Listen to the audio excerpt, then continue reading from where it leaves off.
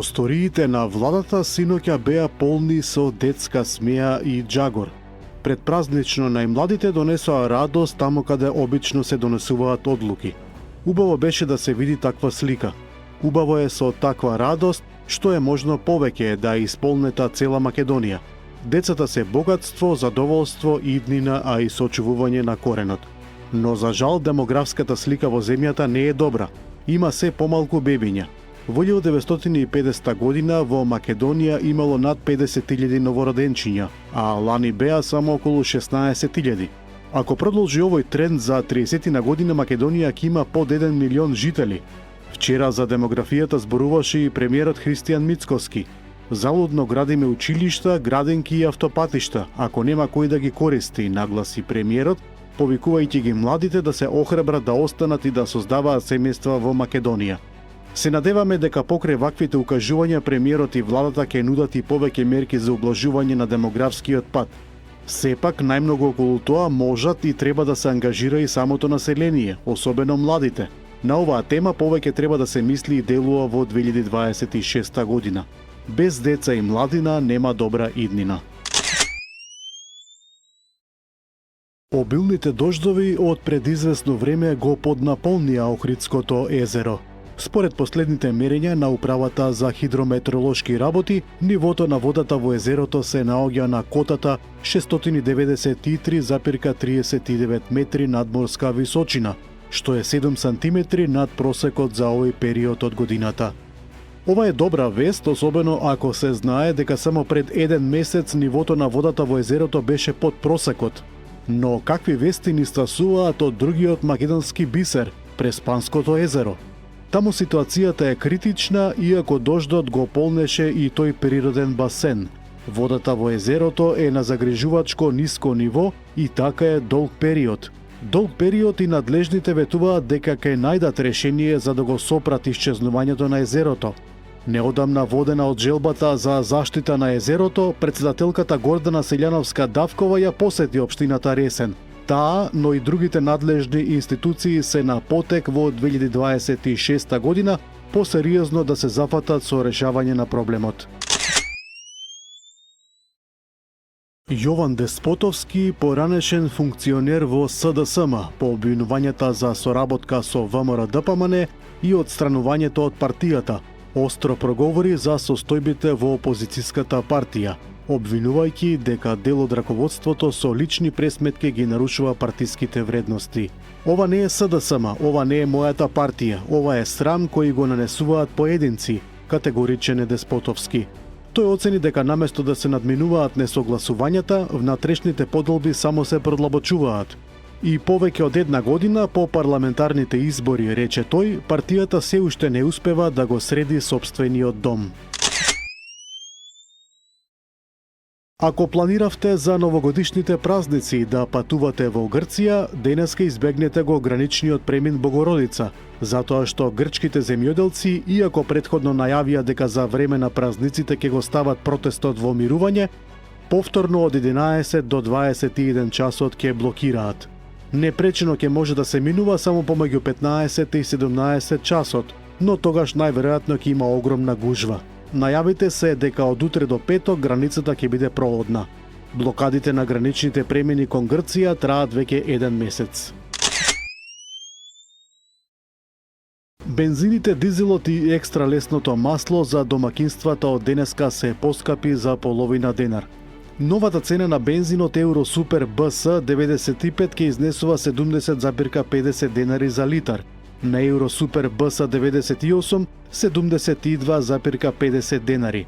На дизел горивото Евро Дизел БС 65 денари, а на маслото за горење екстра лесно 1 64 денари.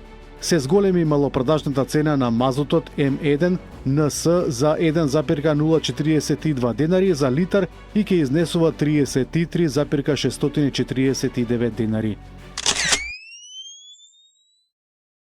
Територијата на Македонија од денеска па во наредните денови ќе биде под влијание на многу ладен бран од север, со многу ниски температури, проследени со повремено засилен ветар од северен правец. На некои места ќе провејува и снег. Утринските температури ќе бидат под нулата и ќе се спуштат и до минус 15 степени. Максималните дневни температури ќе се движат помеѓу минус 4 и 4 степени. За време на новогодишната ноќ и за предстојните празници на територијата на цела држава предстои период на многу ладно време со појава на слана и мраз. Жестока пресметка во Италија на две групи странски државјани од Македонија и Албанија. Еден 27 годишен македонец завршил во болница со тешки повреди. Полицијата привела 11 лица. Немилиот настан се случил во градот Перуџа, кога во локален бар по вербална расправија настаната поради фотографија, настанала физичка пресметка која се префрлила на улица. Во тепачката учествувале и неколку романски државјани. Ситуацијата дополнително се влошила кога двајца од учесниците се обиделе да побегнат со автомобил, при што со голема брзина удриле 27 годишен македонски државјанин кој се здобил со повреди на нозете. Италијанската полиција соопшти дека возачот и сопатникот побегнале од местото на настанот и по нив се трага. Српските студенти блокадери објавија дека во неделата на 28 декември собрале 393.045 потписи во кампањата Распиши победа. Како што додаваат, акцијата покажала дека дури и по повеќе од една година борбата не запира, волјата и силата не опаѓаат. Студентите ги повикаа граѓаните на Србија што живеат во странство да го поддржат нивното барање за распишување вонредни парламентарни избори преку интернет. Председателот Александар Вучиќ во неделата вечерта го прифати нивното барање и најави парламентарни избори за следната година, на кои мисли да победи со својата партија. Турската полиција приведе 110 осомничени лица во рација против групата Исламска држава, откако вчера тројца полицајци и 6 милитанти беа убиени во пукотница во северозападниот дел на земјата. 8 полицајци и уште еден член на безбедносните сили биле ранети за време на апсењето. Во вторник полицијата изврши рации во 114 адреси во Истанбул и две други провинции, запленувајќи дигитални материјали и документи. Силна експлозија синоќа ја вознемири загребската населба Трешњевка, откако во дворот пред основно училиште била активирана силна пиротехничка направа. Според сведоци се слушнале две експлозии, а една од жителките изјавила дека од силниот удар се треселе прозорците. Од Загребската противпожарна служба соопштиле дека синоќа околу 23 часот добиле пријава за пожар на игралиштето на училиштето, предизвикан од пиротехничка направа, кој бил изгаснат по нивното пристигнување. Москва синоќа соопшти дека украински дронови ја нападнале резиденцијата на рускиот председател, но сите дронови биле уништени од руската војска. За овој инцидент се огласи американскиот председател Доналд Трамп, нагласувајќи дека е многу луд поради ваквиот инцидент. Киев пак демантира дека направила таков напад. Русија најави одговор на ваквиот напад и укажа дека Киев ги поткопува преговорите.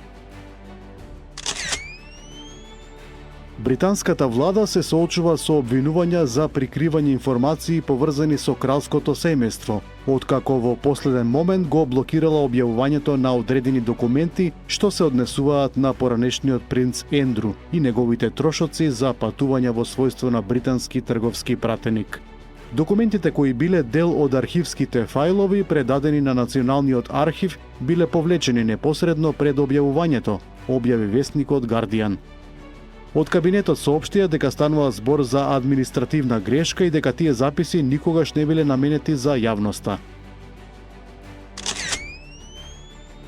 Американскиот председател Доналд Трамп ја заостри реториката кон Иран и Хамас по средбата со израелскиот премиер Бенјамин Нетањаху.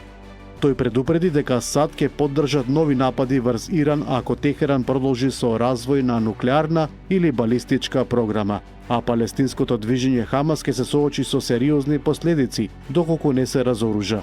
Не сакаме повторно да трошиме гориво на Б2, тоа е 37-часовно патување, но ако треба ќе го сториме тоа, рече Трамп, алудирајќи на можен воздушен удар. Соединетите американски држави извршиле нов напад врз брод за кој постоело сомневање дека е вмешан во трговија со дрога, при што загинале две лица. Според американската војска, разузнавачките служби потврдиле дека бродот користел патишта за трговија со дрога во источниот Пацифик и бил вклучен во операции за шверц со дрога.